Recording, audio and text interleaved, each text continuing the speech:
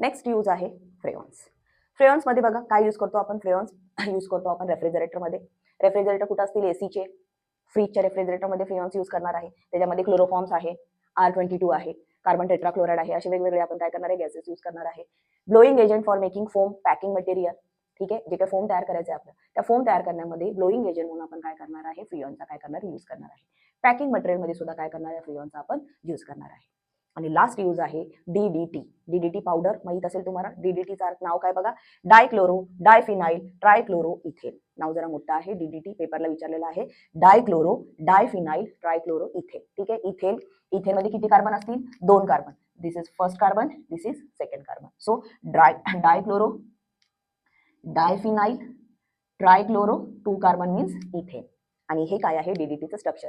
डीडीटीचं structure पेपरला विचारले होते एमसीक्यूला. Which of the following is structure of DDT. लक्षात ठेवायचं, 2 रिंग आहेत, त्याला 2 क्लोरीन आहेत आणि वर कार्बन आहे आणि त्याला 3 क्लोरीन आहे आणि मध्ये कुठले आहेत, हे कार्बन आहेत. So this is DDT. आणि डीडीटीचा यूज आपण करू शकतो इन्सेक्टिसाइड म्हणून. मुंग्याची पावडर वगैरे असते ना, ती डीडीटी इन्सेक्टिसाइड म्हणून त्याचा यूज करतो. But it is hazardous to skin. जर आपण त्याचं स्किनमध्ये इनहेल केलं, आपल्या स्किनच्या कॉन्टॅक्टमध्ये आलं तर ते हजार्डस आहे.